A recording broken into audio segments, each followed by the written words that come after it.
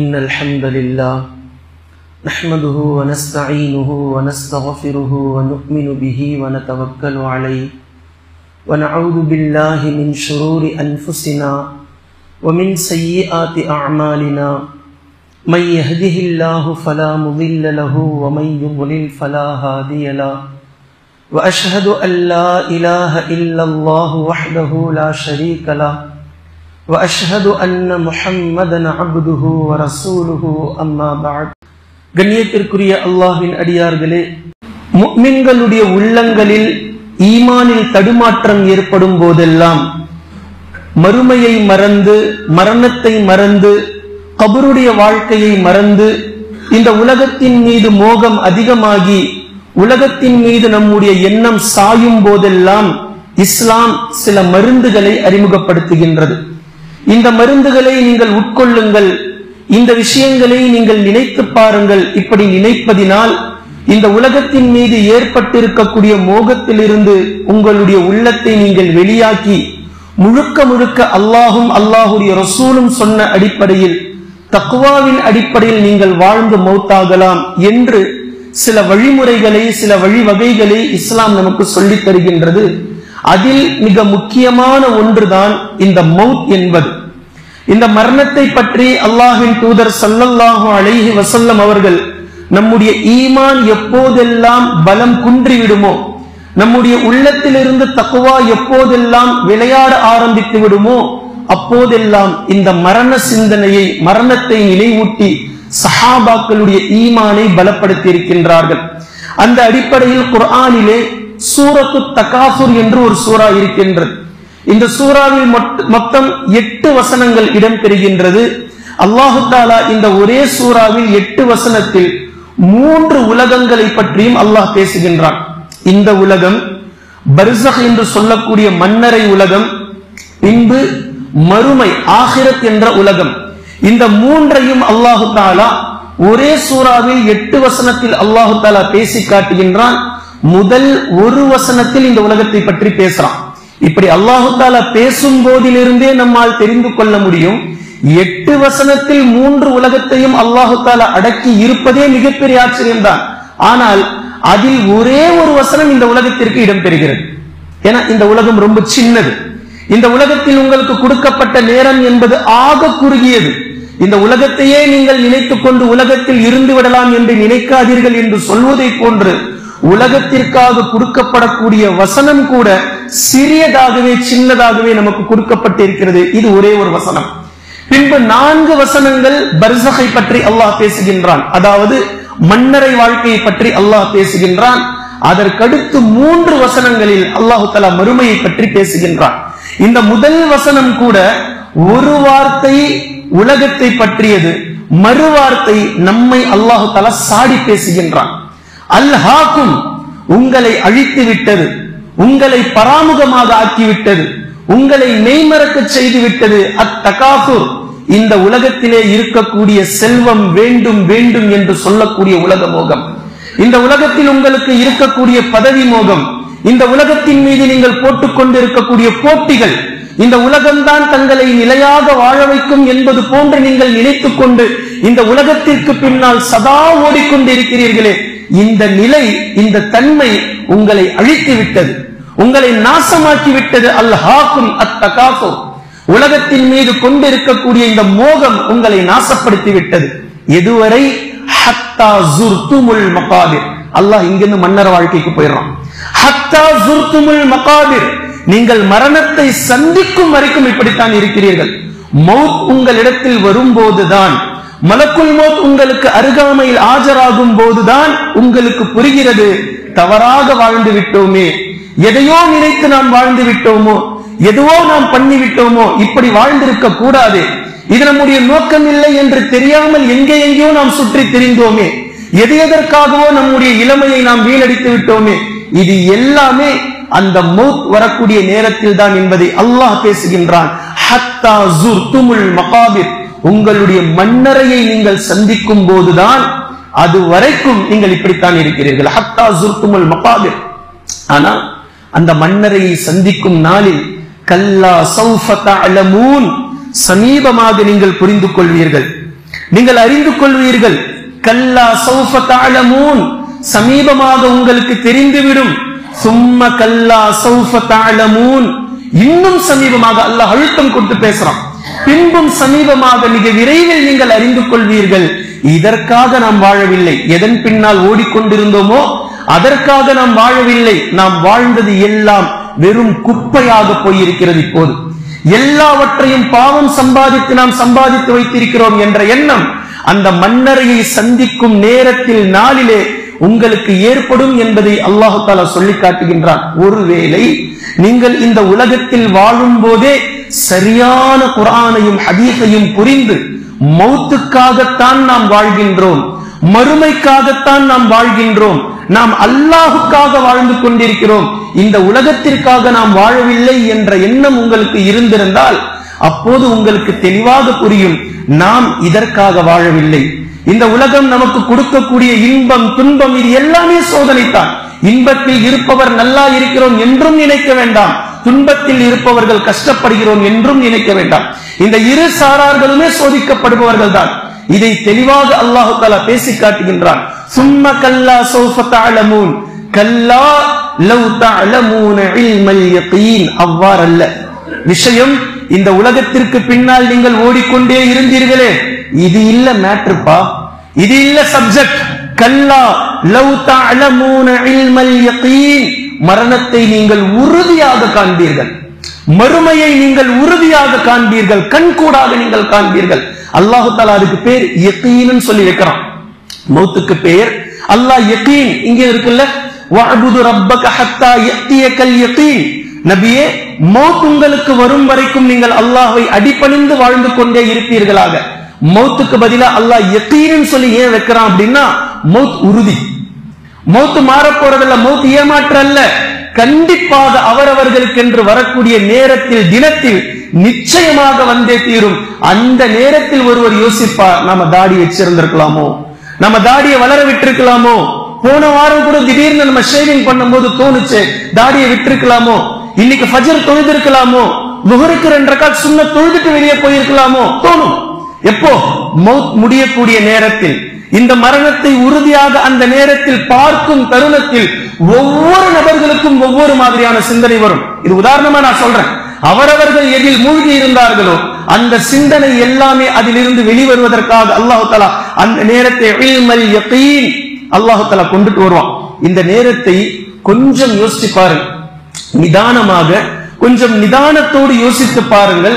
ஒருவர் மௌத்தாகி இருக்கக்கூடிய நிலைமையை பற்றியே நாம் யோசிப்பதில்லை.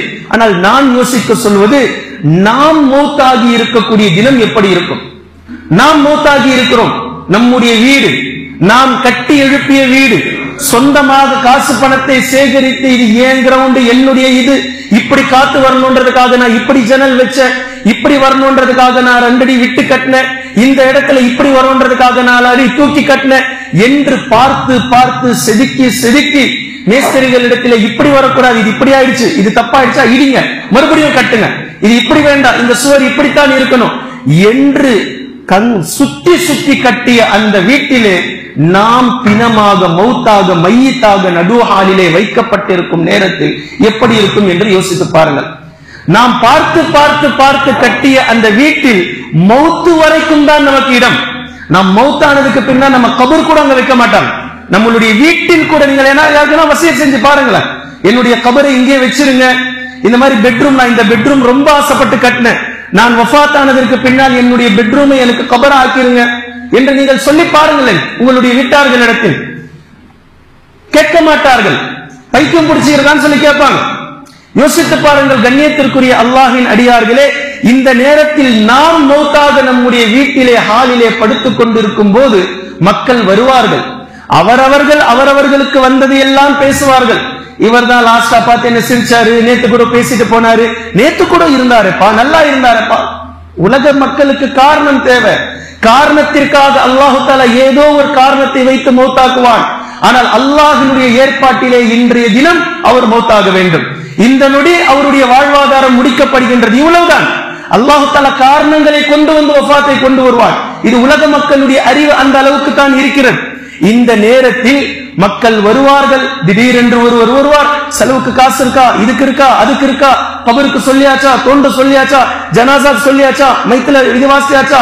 ஒவ்வொரு நபர்களும் உங்கள் மீது ஆர்வம் கொண்டு உங்களுக்கு ஆறுதல் சொல்வார்கள், இதை சொல்வார்கள், அதை சொல்வார்கள். ஒரு நாள் 24 மணி நேரத்திற்குள்ளாக சாமியானா பந்தல்கள் கலைக்கப்படும்.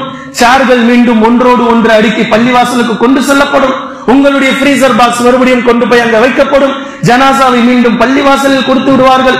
மீண்டும் மக்கள் வருவார்கள், வீட்டார்களுக்கு ஆறுதல் சொல்வார்கள், சென்று விடுவார்கள். முடிஞ்சு போச்சு. 3 மாசம் ஆச்சுன்னா நீங்க ஞாபகத்திலே இருக்க மாட்டீங்க. 6 மாசம் ஆச்சுன்னா மக்கள் மறந்து விடுவார்கள். 1 வருஷம் ஆயிடுச்சுனாக்கா உங்களுடைய கபரிலே மறுபடியும் கபரு தோண்டுவார்கள். உங்களுடைய எலும்புகளையும் காலுடைய எலும்புகளையும் தனித்தனியாக ஆக்கி வைக்க வேண்டிய மையத்தை முதலில் வைத்துவிட்டு அதிலேயே 1 வருடத்திற்கு முன்னால் எடுக்கப்பட்ட நம்முடைய எலும்புகளை மீண்டும் போட்டு கபர்ல போட்டு முடிச்சிருவாங்க. இவ்வளவுதான் வாழ்க்கை. இதை அல்லாஹ் தஆலா இப்போதே நமக்கு புரிய வைக்கின்றான். இது வஃபாத்தானதற்கு பின்னால் புரிந்து எந்த பிரயோஜனமும் இல்லப்பா. உயிரோடு இருக்கும் போது யோசியுங்கள். உயிரோடு இருக்கும் போதே உங்களுடைய நிலைமைகளை நீங்கள் யோசித்து பாருங்கள். அப்துர் ரஹ்மான் இப்னு அவுஃப் ரலியல்லாஹு அன்ஹு மிகப்பெரிய செல்வந்தர், மிகப்பெரிய பணக்காரர், நமக்கு தெரியும். நபி ஸல்லல்லாஹு அலைஹி வஸல்லம் அவர்களால் அப்துர் ரஹ்மான் இப்னு அவுஃப் ஃபில் ஜன்னah சொர்க்கவாசி என்று சொல்லப்பட்ட சஹாபி. அஷரத்துல் முபஷ்ஷரா 10 சஹாபாக்களில் 9வது இடத்தை அல்லாஹ்வின் தூதர் ஸல்லல்லாஹு அலைஹி வஸல்லம் அவர்கள் அப்துர் ரஹ்மான் இப்னு அவுஃப் ரலியல்லாஹு அன்ஹு அவர்களுக்கு கொடுத்தார்கள். மக்காவிலும் அவர்கள் தான் செல்வந்தர். ஹிஜ்ரத் செய்து ஒன்றும் இல்லாமல் மதீனாவிற்கு வந்ததற்கு பின்னால் அங்கும் கடன் வாங்கி மீண்டும் செல்வந்தராக மாறுகிறார்கள். அங்கும் 30 வருடங்கள் ஹிஜாஸ் பகுதியே அப்துர் ரஹ்மான் இப்னு அவுஃப் ரலியல்லாஹு அன்ஹு அவர்களை பார்க்கும் அளவிற்கு மிகப்பெரிய செல்வந்தராக, தனவந்தராக மாறினார்கள் என்பதை நாம் பார்க்கிறோம். ஆனால் நபி ஸல்லல்லாஹு அலைஹி வஸல்லம் அவர்கள் சொன்னார்கள், அப்துர் ரஹ்மானே சொர்க்கவாசி, ஆனால் 500 வருடங்கள் பின்தங்கி விட்டீர்களே. சொர்க்கத்திற்கு நீங்கள் வருவதற்கு 500 வருடங்கள் நீங்கள் பின்தங்கி விட்டீர்களே. கணக்கு கொடுக்கணும், கணக்கு வழக்கு கொடுக்கணும். அப்துர் ரஹ்மான் இப்னு அவுஃப் ரலியல்லாஹு அன்ஹு சொர்க்கவாசி தான், மாற்று கருத்தில்லை, நிச்சயமாக சொர்க்கவாசி. ஆனால் அவர்களுடைய செல்வத்திற்கு அல்லாஹ்விடத்திலே கணக்கு கொடுத்து முடித்ததற்கு பின்னால் இன்ஷா அல்லாஹ் அவர்கள் வருவார்கள். கணக்கு கொடுக்க வேண்டியது இருக்கிறது என்று அல்லாஹ்வின் தூதர் ஸல்லல்லாஹு அலைஹி வஸல்லம் அவர்கள் சொல்லியதை நாம் பார்க்கின்றோம். இந்த அப்துர் ரஹ்மான் இப்னு அவுஃப் ரலியல்லாஹு அன்ஹு அவர்களுக்கு இரவு உணவு கொண்டு வந்து வைக்கப்படுகின்றது. உணவை வைத்து சாப்பிடாமல் அழ ஆரம்பிக்கிறார்கள். தேம்பி தேம்பி அழுகிறார்கள். அவருடைய பணியாளர் கேட்கிறார், ஏன் அழுகிறீர்கள்? அவங்க சொல்றாங்க, எனக்கு உஹதுடைய தினம் நினைவிற்கு வந்து விட்டது. உஹது போர் எனக்கு நினைவிற்கு வந்து விட்டது. முஸஅப் பின் உமைர் ரலியல்லாஹு அன்ஹு அவர்கள் அன்றைய தினத்தில் அந்த போரிலே ஷஹீதானார்கள். அல்லாஹ்வின் மீது ஆணையாக அவர் என்னை விட மிகச் சிறந்தவராக இருந்தார், ஆனால் அவருக்கு கஃன் துணி போதவில்லை. என்னை விட அவர் சிறந்தவராக இருந்தார், ஆனால் அவருக்கு கஃன் துணி போதவில்லை. அவருடைய தலையை மறைக்கும் போது கால் தெரிந்தது, காலை மறைக்கும் போது தலை தெரிந்தது. தலையை மறைத்து கடைசியாக இலை தலைகளை கொண்டு கால் பகுதியை மறைத்து அவரை நாம் அடக்கம் செய்தோம். பின்பு ஹம்ஸா ரலியல்லாஹு அன்ஹு அவர்களும் அன்றைய தினம்தான் ஷஹீதானார்கள். அவர் என்னை விட சிறியவராக இருந்தார், அவர் என்னை விட சிறந்தவராக இருந்தார். அவருக்கும் அன்றைய தினத்தில் கஃன் துணி எங்களிடத்தில் இல்லை.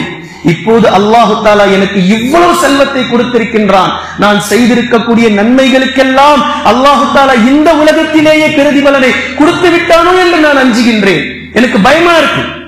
நாளை மறுமையில் இதற்கான நன்மை எனக்கு கிடைக்க வேண்டும். அல்லாஹு தஆலா இவ்வளவு செல்வங்களை எனக்கு தந்திருக்கின்றான். அல்லாஹு தஆலா அவனுடைய நிஅமத்துகளை இந்த உலகிலேயே எனக்கு முழுமையாக கொடுத்து வருகின்றானோ என்று நான் அஞ்சுகின்றேன், பயப்படுகின்றேன் என்று அழுதவர்களாக அப்துர் ரஹ்மான் இப்னு அவுஃப் ரலியல்லாஹு அன்ஹு அவர்கள் சொன்னதை நீங்கள் பார்க்கலாம்.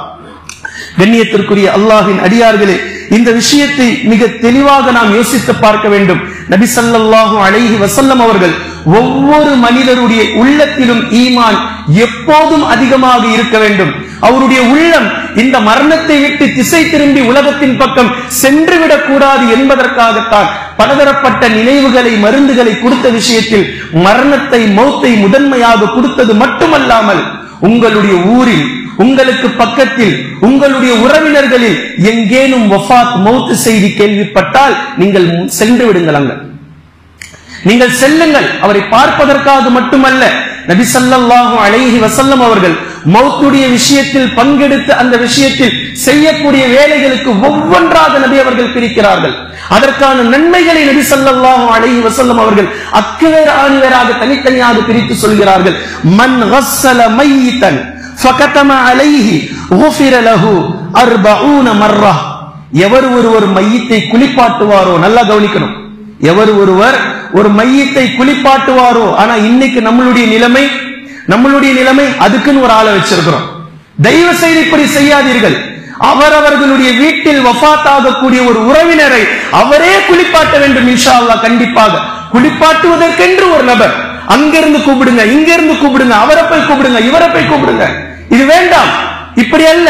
அவரே குளிப்பாட்ட வேண்டும் அவர்களுடைய உறவினர்களில். மன் கஸ்ஸல மையிதன் ஃபகதம அலைஹி. அப்படி குளிப்பாட்டக்கூடிய நேரத்தில் அவருடைய உடலில் இருக்கக்கூடிய குறைகளை குளிப்பாட்டியதற்கு பின்னால் மறைக்கிறார். யாருக்கிட்டையும் அவர் சொல்லக்கூடாது. அவரை குளிப்பாட்டும் போது அவருடைய ஸ்கின் ப்ராப்ளம் இருந்திருக்கலாம், அவருக்கு அலர்ஜி இருந்திருக்கலாம், அவருக்கு ஏதேனும் வெட்டுக்காயங்கள் இருந்திருக்கலாம், வேற ஏதேனும் புண்கள் அவருக்கு இருந்திருக்கலாம் உடலில்.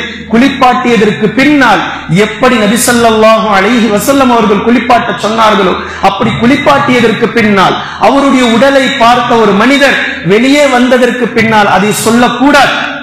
அவருடைய உடல் இப்படி இருந்தது, அவருடைய உடல் இப்படி இருந்தது, இது இப்படி இருந்தது, எதையும் சொல்லக்கூடாது. இப்படி யார் நடந்து கொள்வாரோ ஊஃபிர லஹு 40 மர்ரா, இவருடைய 40 பாவங்களை அல்லாஹ் மன்னித்து விடுகின்றான். ஒரே ஒரு தடவை குளிப்பாட்டினா, ஒரு மையத்தை நீங்கள் குளிப்பாட்டினால் உங்களுடைய 40 பாவங்கள் அல்லாஹ் தஆலா மன்னித்து விடுகின்றேன் என்று நபி ஸல்லல்லாஹு அலைஹி வஸல்லம் அவர்கள் சொல்லி காட்டுகின்றார்கள்.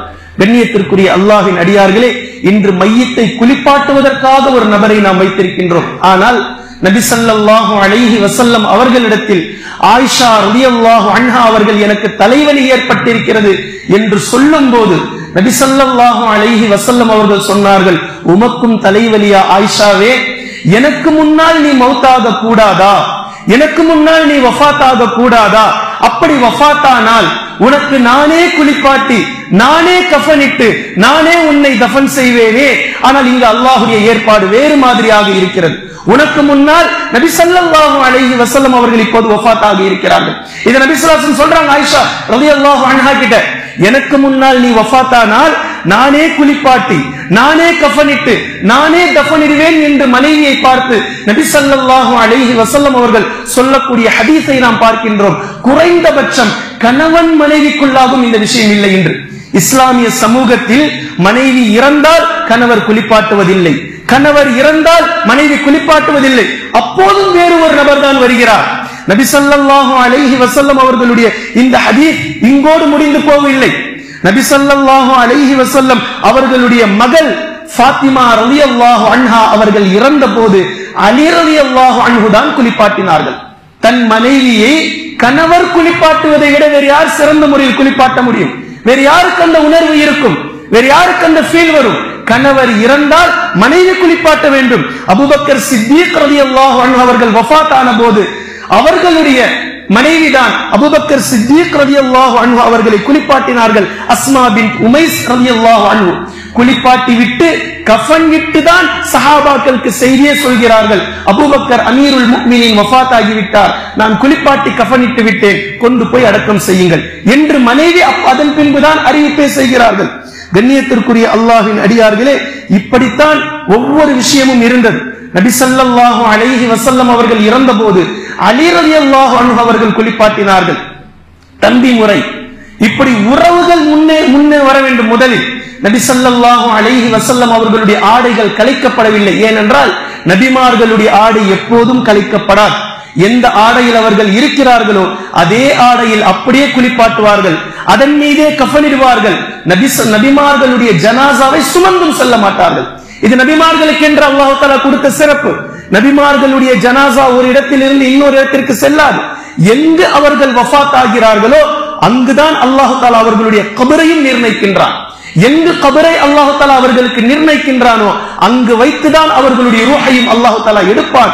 அதே அடிப்படையில் தான் நபி ஸல்லல்லாஹு அலைஹி வஸல்லம் அவர்கள் எங்கு வஃபாத் ஆனார்களோ அந்த வீட்டிலேயே நபி ஸல்லல்லாஹு அலைஹி வஸல்லம் அவர்களை அடக்கம் செய்ததை நாம் பார்க்கின்றோம். கண்ணியத்திற்குரிய அல்லாஹ்வின் அடியார்களே, இந்த ஒரு விஷயம், எவர் ஒருவர் மையத்தை குளிப்பாட்டுவாரோ அவருடைய 40 பாவங்கள் மன்னிக்கப்படும் என்ற இந்த விஷயத்திற்கு முஸ்லிம் சமூகத்தில் எத்தனை நபர்கள் போட்டி போடுகிறார்கள் என்பதை நிதானமாக யோசித்து பாருங்கள். அதை பற்றி யாருக்கும் கவலையும் இல்லை, அக்கறையும் இல்லை. நம்முடைய 40 பாவங்கள் ஒருவரை குளிப்பாட்டுவதனால் மன்னிக்கப்படுகிறது என்றால் எவ்வளவு பெரிய பாக்கியமாக இதை கருத வேண்டும். அதே நேரத்தில் ஒரு வஃபாத்தை மையத்தை குளிப்பாட்டக்கூடிய நேரத்தில் அவருடைய உணர்வு, அவருடைய ஈமான் எவ்வளவு பலமானதாக மாறும். இப்படித்தானே நம்மையும் குளிப்பாட்டுவார்கள், இப்படித்தானே நமக்கும் தண்ணீரை முண்டு ஊத்துவார்கள். நாம் கையை தூக்கினால் அந்த கை மீண்டும் கீழே விடும், நாம் காலை எடுத்தால் மீண்டும் அந்த கால். எந்த உணர்வும் இல்லாமல் கிடக்கக்கூடிய அந்த மனிதர், அந்த நேரத்தை யோசித்து பாருங்கள். எவ்வளவு பேசியிருப்பார், எவ்வளவு ஆட்டம் போட்டிருப்பார், எப்படி வாழ்ந்திருப்பார். ஆனால் இன்றைய தினம் அவரை திட்டினாலும் முறைத்தாலும் அடித்தாலும் உதைத்தாலும் அவருடைய உடலை துண்டு துண்டாக கூறு போட்டு வெட்டினாலும் அவரால் திருப்பி எதுவுமே கேட்க முடியாத ஒரு நிலை. இந்த நிலையை சந்திக்கும் தினத்தை அல்லாஹு தஆலா ஒவ்வொரு மனிதர்களுடைய வாழ்விலும் கொண்டு வருவார். இந்த தினத்தை ஒவ்வொரு மனிதர்களும் யோசித்து பார்க்க வேண்டும். பின்பு நபி ஸல்லல்லாஹு அலைஹி வஸல்லம் அவர்கள் இரண்டாவதாக சொன்னார்கள், வமன் கஃபன மய்யிதன் கஸாஹு அல்லாஹு மின் சுந்துஸின் வ இஸ்தபரத்தின் ஃபில் ஜன்னah. எவர் ஒருவர் ஒரு மையத்துக்கு கஃன் இடுகிறாரோ, குளிப்பாட்டினா 40 பாவங்கள் மன்னிக்கப்படும். எவர் ஒரு மையத்திற்கு கஃன் இடுகின்றாரோ, மக்களுக்கு கஃன் கிழிக்க தெரியல, கஃன் இட தெரியல, பெண்களுக்கு எப்படி கஃன் கிழிப்பது, ஆண்களுக்கு எப்படி கஃன் எடுப்பது, 40 வருடங்கள் 50 வருடங்களாக என்ன செய்கிறோம் நாம், என்ன செய்து கொண்டிருக்கிறோம் நாம். ஒரு துணியை கொண்டு வந்து கொடுத்தால் எவ்வளவு கஃன் வாங்குவது, அதற்கு ஒரு நபரை அழையுங்கள், அவர் வந்து அளவெடுத்து செய்வார், அவர் வந்து எல்லாம் செய்வார். நீங்கள் என்ன செய்வீர்கள்? நாம் நம்முடைய உறவுகளுக்கு என்று என்ன செய்வோம்? வெறுமனே சதகா செய்து விடுவது மட்டும் நம்முடைய கடமை அல்ல. நம்முடைய வீட்டார்களில் ஒருவர் வஃபாத்தானால் இவை எல்லாவற்றையும் நாம் செய்ய வேண்டும்.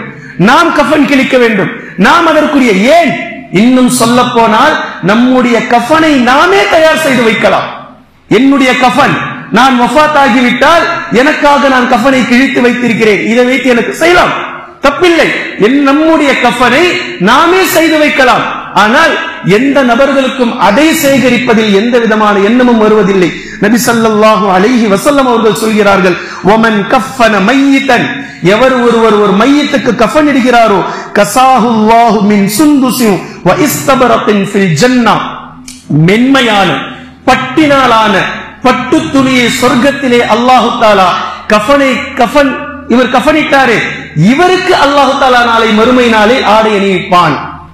பட்டினாலான மென்மையான வெல்வெட்டு துணியை அல்லாஹு தஆலா இவருக்கு நாளை மறுமை நாளில் சொர்க்கத்தை ஆடை அணிவிப்பான் என்று அல்லாஹ்வின் தூதர் ஸல்லல்லாஹு அலைஹி வஸல்லம் அவர்கள் சொன்னார்கள். அதே போன்று இன்னொரு செய்தியை பாருங்கள், அதிலேயே தொடர்ந்து நபி ஸல்லல்லாஹு அலைஹி வஸல்லம் அவர்கள் பேசுறாங்க. இப்ப நான் சொன்ன இந்த ரெண்டை யாராவது செஞ்சுட்டா கூட பிரச்சனை இல்லை, செஞ்சிடறாங்க. ஆனால் யார் குழி தோண்டுவது? குழி தோண்டுவதற்கென்று ஒரு நபரை வைத்திருக்கிறோம். பல பள்ளிவாசல்களுடைய அவலம் என்ன தெரியுமா? பல பள்ளிவாசல்களுடைய அவல நிலை. ஒருவர் தோண்டுவதற்காக நாம் கிரயம் கொடுக்கிறோமே, காசு கொடுக்கிறோமே, பல இடங்களில் அவர் தண்ணி போட்டுட்டு வந்தா குழியை தோண்டுவார். பல இடங்கள்ல நம்ம பார்க்கிறோம், அவர் சரக்கடித்து விட்டு வந்துதான் குழியை தோண்டுவார். எப்படிப்பட்ட இடம், எவ்வளவு ஈமானை வளர்க்க வேண்டிய இடம். ஆனால் அவருக்கு அது ஒரு குழப்பம், அவருக்கு அது ஒரு வருமானம். இதற்காகவா நபி ஸல்லல்லாஹு அலைஹி வஸல்லம் அவர்கள் ஹதீஸ் சொல்றாங்க, வமன் ஹஃபர லிமையித்தின் கபரன், எவர் ஒரு மையத்துக்காக கபரை தோண்டுவாரோ, நாம் தோண்ட வேண்டும். நம்முடைய அண்ணன் வஃபாத் ஆகிவிட்டால் தம்பி சென்று தோண்ட வேண்டும், தம்பி வஃபாத் ஆகிவிட்டால் அண்ணன் தோண்ட வேண்டும், தந்தைக்காக மகன் தோண்ட வேண்டும், மகனுக்காக தந்தை தோண்ட வேண்டும்.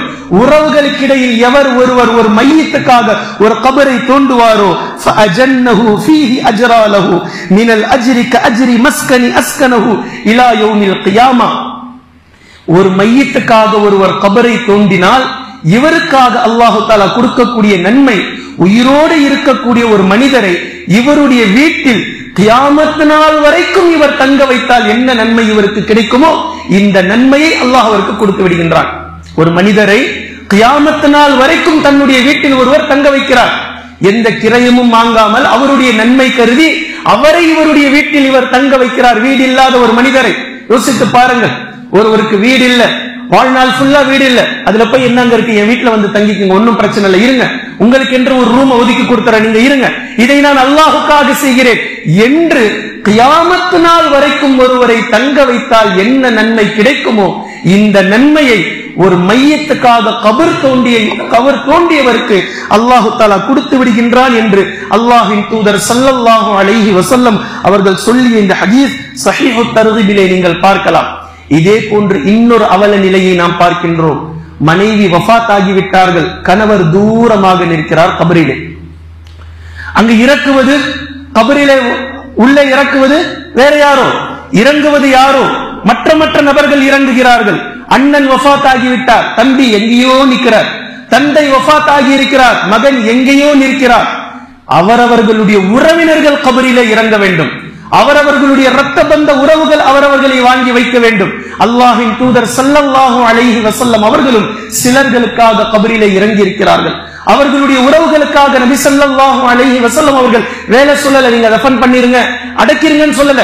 நபி அவர்களே கபருக்குள் இறங்கி இருக்கிறார்கள். இதில் முதலாவதாக தனது அன்பு மனைவி ஹதீஜா ரலியல்லாஹு அன்ஹா அவர்களுக்காக நபி ஸல்லல்லாஹு அலைஹி வஸல்லம் அவர்களே கபருக்குள் இறங்கி ஹதீஜா ரலியல்லாஹு அன்ஹா அவர்களை வாங்கி வைத்து தஃபன் செய்தார்கள்.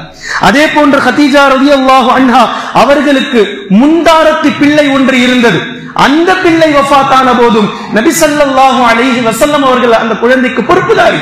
திருமணத்திற்கு பின்னால் நபி ஸல்லல்லாஹு அலைஹி வஸல்லம் அவர்களே கபருக்குள் இறங்கி அந்த பிள்ளையை தஃபன் செய்தார்கள் என்பதை நாம் பார்க்கின்றோம். அதே போன்று ஆயிஷா ரலியல்லாஹு அன்ஹா அவர்களுடைய தாயார் உம்மு ரூமான் ரலியல்லாஹு அன்ஹா இவர்கள் நபி ஸல்லல்லாஹு அலைஹி வஸல்லம் அவர்களுடைய மாமியார்.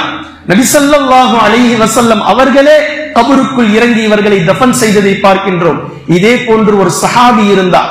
அவர் இஸ்லாத்தை தழுவுவதற்கு முன்னால் அவருக்கு பெயர் அப்துல் உஸ்ஸா, உஸ்ஸாவின் அடிமை என்று அவருக்கு பெயர். இஸ்லாத்தை அவர் தழுவுகிறார். அவருக்கு வயது 16 வயதில் இஸ்லாத்தை தழுவுகின்றார். பின்பு அவருக்கு பெயர் அப்துல்லா என்று மாறியது. அப்துல்லா துல் பிஜாதைன், அல் பிஜாதைன் என்று அவருக்கு சொல்லப்பட்டு வந்தது. இப்படி இஸ்லாத்தை தழுவும் நேரத்தில் தழுவுவதற்கு முன்னதாகவே தாயையும் தந்தையும் இழந்து தன்னுடைய மாமாவோடு அனாதையாக வாழ்ந்து வந்த சஹாபி. அந்த சஹாபி யதீமாக வாழ்ந்து வந்தவர். ஆனால் அவரிடத்தில் சில செல்வங்கள் இருந்தது. இஸ்லாத்தை தழுவிவிட்டார் என்ற காரணத்தினால் தாய் மாமா அவரிடத்தில் இருந்த எல்லாவற்றையும் பிடுங்கிக் கொண்டு அவரை வெளியே அனுப்புகின்றார். அவரிடத்தில் ஒரே ஒரு தடித்த போர்வை இருந்தது. அதை இரண்டாக வெட்டி மேலாடையாகவும் கீழாடையாகவும் அணிந்து கொண்டு அல்லாஹ்வின் தூதர் ஸல்லல்லாஹு அலைஹி வஸல்லம் அவர்களிடத்திலே வந்து செய்கிறார்கள். பின்பு நபி ஸல்லல்லாஹு அலைஹி வஸல்லம் அவர்களிடத்திலே வாழ்ந்ததற்கு பின்னால் கொஞ்சம் காலத்தில் தபூக் போரிலே முகாமிட்டிருக்கும் போது ஒரு தீ விபத்தில் அவர்கள் ஷஹீதானார்கள். இப்போது நபி ஸல்லல்லாஹு அலைஹி வஸல்லம் அவர்கள் கபருக்குள் இறங்கி துல் பிஜாதைன் ரலியல்லாஹு அன்ஹு அவர்களை வாங்கக்கூடிய நேரத்தில் கஃனிடப்பட்டிருந்த அந்த உடலை பார்த்து சுற்றி சஹாபாக்கள் நிற்கிறார்கள். பெரும் சஹாபாக்கள் நிற்கிறார்கள். இந்த ஹதீஸில் ஒரு வகையான ஆச்சரியம் என்னவென்றால், சஹாபாக்களில் யாருக்கும் நபி ஸல்லல்லாஹு அலைஹி வஸல்லம் இறங்கியதாக நாம் பார்க்கவில்லை ஆதாரபூர்வமாக. ஆனால் நபி ஸல்லல்லாஹு அலைஹி வஸல்லம் அவர்கள் சஹாபாக்கள் ஆச்சரியப்பட்டு இறங்கியது இந்த சஹாபிக்கு தான் நபி அவர்கள் கபருக்குள் இறங்கினார்கள். இப்படி இறங்கிய நேரத்தில் அப்துல்லாஹ் இப்னு மஸ்ஊத் ரலியல்லாஹு அன்ஹு அவர்கள் ஆச்சரியத்தோடும் பெருமதிப்போடும் கேட்கிறார்கள், யார் இவர்? நபி ஸல்லல்லாஹு அலைஹி வஸல்லம் அவர்கள் இறங்கி இருக்கிறார்களே கபருக்குள்ளாக. அபூபக்கர் சித்தீக் ரலியல்லாஹு அன்ஹு அவர்களும் உமர் ரலியல்லாஹு அன்ஹு அவர்களும் பதில் கொடுத்தார்கள், இவர்தான் அப்துல்லாஹ் துல் பிஜாதைன் ரலியல்லாஹு அன்ஹு அவர்கள். அப்துல்லாஹ் இப்னு மஸ்ஊத் ரலியல்லாஹு அன்ஹு அவர்கள் ஆச்சரியப்படுறாங்க. நபி அவர்களுக்கு அவர்களிடத்தில் நபி ஸல்லல்லாஹு அலைஹி வஸல்லம் அவர்களிடத்தில் அப்துல்லாஹ் இப்னு மஸ்ஊத் ரலியல்லாஹு அன்ஹு அவர்களுக்கென்று தனிப்பட்ட ஒரு மதிப்பு இருந்தது. ஆனால் கபரில் நபி அவர்கள் இறங்கி இருக்கிறாங்களே, நபி அவர்களுடைய கரத்தினால் அந்த உடலை வாங்கி வைப்பார்களே, இது இல்ல நமக்கு வேணும், இதெல்லாம் நமக்கு கிடைக்கணும். இந்த பாக்கியம் பெற்ற அந்த சஹாபியார் என்று மெய்சிலிருக்கிறார்கள். நபி ஸல்லல்லாஹு அலைஹி வஸல்லம் அவர்கள் அப்துல்லா துல் பிஜாதைனை கரத்தில் வாங்கி அவருக்காக துஆ செய்தார்கள். பின்பு கடைசியாக சொன்னார்கள், அல்லாஹ்வே இவரை நான் பொருந்திக் கொண்டேன் என்று சொல்லி கபருக்குள் வைத்து தஃபன் செய்ததை நாம் பார்க்கின்றோம். அதே போன்று ஃபாத்திமா பின்த் அஸத் ரலியல்லாஹு அன்ஹா இவர்கள் அலி ரலியல்லாஹு அன்ஹு அவர்களுடைய தாயார், அபூ தாலிபுடைய மனைவி, நபி ஸல்லல்லாஹு அலைஹி வஸல்லம் அவர்கள் இவர்களுக்காக கபரிலே இறங்கி தஃபன் செய்தார்கள். பின்பு சொன்னார்கள், என் தாய்க்கு பின்னால் இவர்கள் தாயை போன்றவர்கள். நபி ஸல்லல்லாஹு அலைஹி வஸல்லம் அவர்களுக்கு அபூ தாலிப் எவ்வளவு தூரம் 40 ஆண்டுகளுக்கு மேலாக உலக வாழ்க்கை, வெளி வாழ்க்கை, வீட்டிற்கு வெளியே எவ்வளவு உறுதுணையாக நபி அவர்களுக்கு இருந்தார்களோ, வீட்டுக்குள்ளாக தன் தாய்க்கு பின்னால் நபி ஸல்லல்லாஹு அலைஹி வஸல்லம் அவர்களுக்கு உறுதுணையாக இருந்தது அபூ தாலிப் அவர்களுடைய மனைவி. இவர்களை நபி ஸல்லல்லாஹு அலைஹி வஸல்லம் அவர்கள் கபருக்குள்ளாக இறங்கி தஃபன் செய்தார்கள் என்பதை நாம் பார்க்கின்றோம். கண்ணியத்திற்குரிய அல்லாஹ்வின் அடியார்களே, இன்னொரு ஹதீஸில் நபி ஸல்லல்லாஹு அலைஹி வஸல்லம் அவர்கள் சொன்னார்கள், யார் ஜனாசாவை பின்தொடர்ந்து சென்று, ஒரு மையத், ஒரு முஸ்லிமுடைய ஜனாசாவை பின்தொடர்ந்து சென்று அந்த ஜனாசாவில் யார் கலந்து கொள்வாரோ அவருக்கு ஒரு கீராத்துடைய நன்மை கிடைக்கும். ஒரு கீராத் என்பது ஒரு உஹது மலை அளவுக்கான நன்மை அவருக்கு கிடைக்கும். இந்த தொழுகையிலிருந்து அவர் ஃபாரிகாகி வெளியே சென்று விட்டாலே இந்த நன்மையை அவர் அடைந்து கொள்வார். ஆனால் மீண்டும் தொழுகைக்கு பின்னால் அவர் அந்த ஜனாசாவை பின்தொடர்ந்து மையவாடிக்கு சென்று கபரிலே சென்று அவரை அடக்கம் செய்துவிட்டு அவரை தஃபன் செய்யும் வரைக்கும் நின்று அவருக்காக துஆ செய்யக்கூடியவருக்கு 2வது கீராத்துடைய நன்மை கிடைக்கும். 2 கீராத்துடைய நன்மையை பெற்றுக் கொள்வார். 2 உஹது மலை அளவு நன்மையை பெற்றுக் கொள்வார் என்று அல்லாஹ்வின் தூதர் ஸல்லல்லாஹு அலைஹி வஸல்லம் அவர்கள் இந்த ஹதீஸை கொண்டு நமக்கு ஆர்வப்படுத்தி இருக்கிறார்கள், ஆர்வமூட்டி இருக்கிறார்கள். இதில் நீங்கள் பங்கெடுங்கள், இதில் நீங்கள் கலந்து கொள்ளுங்கள், இதற்கு பின்னால் நீங்கள் செல்லுங்கள், நீங்களே குளிப்பாட்டுங்கள், நீங்களே கஃனிடுங்கள், நீங்களே உங்களுடைய உறவினர்களுக்காக குழியை தோண்டுங்கள், பின்பு நீங்களே ஜனாசாவில் கலந்து கொள்ளுங்கள், நீங்களே தஃபன் செய்யுங்கள் என்று அல்லாஹ்வின் தூதர் ஸல்லல்லாஹு அலைஹி வஸல்லம் அவர்கள் நம்மை ஆர்வப்படுத்தி இருக்கிறார்கள். வேதனையான விஷயம் என்னவென்றால் இந்த சொல்லப்பட்ட இந்த செய்திகள் எல்லாமுமே ஒரு விஷயத்திற்காகத்தான், ஈமான் பலப்பட வேண்டும்.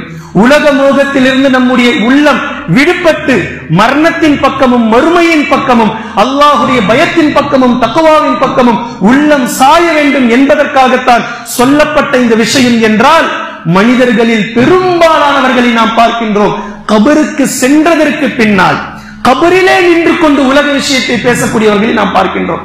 எவ்வளவு நெஞ்செழுத்தம் இருக்கணும்! கபர்களுக்கு செல்லுங்கள் என்று சொன்னதே உலக மோகத்திலிருந்து நீங்கள் வெளியே வந்து மறுமையின் பக்கம் உங்களுடைய உள்ளத்தை திருப்புங்கள் என்பதற்காகத்தான் இந்த செய்திகள் சொல்லப்பட்டிருக்கிறது. ஆனால் கபருக்காக சென்று ஒருவர் கபரிலே நின்று கொண்டு உலகத்தை பற்றி பேசுகின்றார், லேண்டை பற்றி பேசுகின்றார், சிரித்து பேசுகின்றார், போனிலே வைத்துக் கொண்டு வியாபாரத்தை பேசுகின்றார். நீ அங்கே வை, பில்லு வை, நான் வந்து போடுறேன், எங்க இங்க தஃபன் செஞ்சுக்கிட்டு இருக்கிறாங்க, இவர் வியாபாரம் செய்து கொண்டிருக்கிறார் போன்ல. எத்தனை நபர்களை வகை வகையாக நாம் பார்க்கின்றோம். இன்னும் சில நபர்கள் கபரடிக்கு சென்றால் சென்ட்டை பற்றி பேசுகிறார்கள். இங்க கிரவுண்ட் என்ன விலைக்கு போகுது, உங்க கபரஸ்தான் பரவாயில்ல, மாஷா அல்லாஹ் நல்லா இருக்கு, மரம் செடி கொடி எல்லாம் வச்சு இந்த மாதிரி அந்த மாதிரி இருக்கு, எங்க ஊர்ல கபர் இன்னும் நல்லா இருக்கும், இப்படி இருக்கும் அப்படி இருக்கும் என்று நிலத்தை பற்றி பேசுவதை நாம் பார்க்கின்றோம். எப்படிப்பட்ட நெஞ்செழுத்தம் உள்ள மனிதர்களாக ஷைத்தான் இப்லீஸ் நம்மை மாற்றி இருக்கிறான் என்பதை நினைத்து பாருங்கள். கண்ணியத்திற்குரிய அல்லாஹ்வின் அடியார்களே, இந்த செய்திகளை எல்லாம் அல்லாஹ்வின் தூதர் ஸல்லல்லாஹு அலைஹி வஸல்லம் அவர்கள் அதிகமாக நம் இடத்திலே ஆர்வமூட்டி இருக்கிறார்கள். இதை செய்ய வேண்டும், செய்யுங்கள், உங்களுடைய ஈமான் பலப்படும், உங்களுடைய தக்வா அதிகமாகும் என்பதற்காகத்தான் இந்த செய்திகள் நமக்கு சொல்லப்பட்டிருக்கின்றது. எனவே நம்மிடையே நடக்கக்கூடிய மோத்துகளை வெறுமனே நாம் சென்று சந்திப்பது மட்டுமில்லாமல் அவர்கள் நம்முடைய உறவினர்களாக இருப்பின் அந்த உறவுகளுக்காக நாமே குழி தோண்டுவது, நாமே குளிப்பாட்டுவது, நாமே கஃனிடுவது, நாமே தஃபன் செய்வது, நாமே அந்த ஜனாசாவில் இருப்பது என்ற எல்லா விஷயத்திலும் நாம் கலந்து கொண்டு அந்த மையத்துக்காக நாம் துஆ செய்ய வேண்டும். இதுதான் அவர்களுக்காக நாம் செய்ய வேண்டிய மிக அழகான கடமை என்பதை நாம் புரிந்து கொள்ள வேண்டும். இமாம் ஷாஃபி ரஹிமஹுல்லா அவர்களுக்கு ஒரு மாணவர் இருந்தார், அப்துல்லா அல் முஸ்னி என்று அவருக்கு பெயர் ரஹிமஹுல்லா. அவர் ஊரிலே எங்கு ஜனாசா இருந்தாலும் அவரை பார்க்கலாம். இமாம் ஷாஃபி ரஹிமஹுல்லா அவர்களுடைய உபதேசம் அவருக்கு இருந்தது. அப்துல்லா அல் முஸ்னி என்ற ரஹிமஹுல்லா அவர்கள் எங்கு ஜனாசா இருந்தாலும் அந்த ஜனாசாவில் கலந்து கொள்வதை வழக்கமாக வைத்திருந்தார்கள். இதுதான் அவர்களுக்கு நன்மை தரும் என்பதை மிக அழகாக விளங்கி வைத்திருந்தார்கள். கண்ணியத்திற்குரிய அல்லாஹ்வின் அடியார்களே, ஒவ்வொருவர் உயிரோடு இருக்கும் போதும் ஒவ்வொருவர் மௌத்தாகுவதை அல்லாஹு தஆலா உயிரோடு இருப்பவருக்கு மௌத்தானவரை படிப்பினையாக ஆக்கிக் கொண்டே இருக்கின்றான். 4 வசனங்களை அல்லாஹு தஆலா சூரத்து தகாசுரிலே மன்னரை பற்றி பேசுகின்றான். கல்லா லவ் தஅலமூன இல்மல் யகீன் என்று 5 வசனங்கள் பேசிவிட்டு பின்பு 6வது வசனத்தில் அல்லாஹு தஆலா மறுமைக்கு செல்கின்றான். லதரவுன்னல் ஜஹீம், லதரவுன்னல் ஜஹீம். இந்த மன்னரை வாழ்க்கையை நீங்கள் முடித்து விட்டால் மறுமையை நான் கொண்டு வரும்போது நீங்கள் நரகத்தை காண்பீர்கள். லதரவுன்னல் ஜஹீம், நரகத்தை நீங்கள் கண்கூடாக காண்பீர்கள். நரகம் இப்படி இருக்குமா, அப்படி இருக்குமா, இப்படி எரியுமா, அப்படி எரியுமா, எவ்வளவு பெருசா இருக்கும், எல்லாவற்றிற்கும் விடை கிடைக்கும். லதரவுன்னல் ஜஹீம், உங்களுடைய கண் கொண்டு நீங்கள் நரகத்தை பார்ப்பீர்கள். சும்ம லதரவுன்னஹா ஐனல் யகீன், உறுதியாக உங்களுடைய கண் கொண்டு நீங்கள் நரகத்தை மிக சமீபமாக நீங்கள் பார்ப்பீர்கள். அன்றைய தினம் இந்த உலகத்தில் உங்களுக்கு கொடுக்கப்பட்ட எல்லா அருட்கொடைகளை பற்றியும் சும்ம லதுஸ்அலுன்ன யௌமஇதின் அனின் நஈம், ஒவ்வொரு அருட்கொடைகளை பற்றியும் உங்களிடத்தில் வினவப்படும், கேட்கப்படும். எதை பற்றியும் விட்டுவிடப்படுவோம் என்று மட்டும் நினைத்துக் கொள்ளாதீர்கள். அல்லாஹ் பேசுறான், எந்த ஒரு விஷயத்திலும் இது அல்லாஹு தஆலா விட்டு விடுவான், இந்த விஷயத்துல கேள்வி இருக்காது என்று தயவு செய்து நினைத்துக் கொள்ளாதீர்கள். எல்லா விஷயத்தை பற்றியும் அல்லாஹு தஆலா நிச்சயமாக கேள்வி கேட்பான். அதை பற்றி கேள்விகள் இருக்கும், அதை பற்றி கணக்குகள் கேட்கப்படும் என்று அல்லாஹு தஆலா சொல்லி இந்த சூறாவை முடிக்கின்றான். கண்ணியத்திற்குரிய அல்லாஹ்வின் அடியார்களே, இந்த சூறாவை தினம் தினம் நாம் ஓத வேண்டும். எங்கு வஃபாத்துகள் மௌத்துகள் நடந்தாலும் நம்மால் இயன்ற வரைக்கும், நம்மால் முடிந்த வரைக்கும் அதில் நம்மால் எவ்வளவு பங்கெடுக்க முடியுமோ அவ்வளவு பங்கெடுத்து நம்முடைய ஈமானை தக்வாவுடைய ஈமானாக, நம்முடைய ஈமானை பலமான ஈமானாக ஆக்கிக் கொண்டு மௌத்தாகக்கூடிய நேரத்தில் லா இலாஹ இல்லல்லாஹ் என்ற கலிமாவோடு வஃபாத்தாகக்கூடிய மக்களாக நம்முடைய கபர்களை அல்லாஹு தஆலா ஒளிமயமானதாகவும் நம்முடைய மறுமையை அல்லாஹ்வினால் பொருந்திக் கொள்ளப்பட்ட மறுமையாக ஜன்னத்துல் ஃபிர்தௌஸ் என்ற சொர்க்கத்தை அடையக்கூடிய நன்மக்களாக அல்லாஹ் நம்மை ஆக்குவானாக. வ ஆகிரு தஅவானா அனில் ஹம்துலில்லாஹி ரப்பில்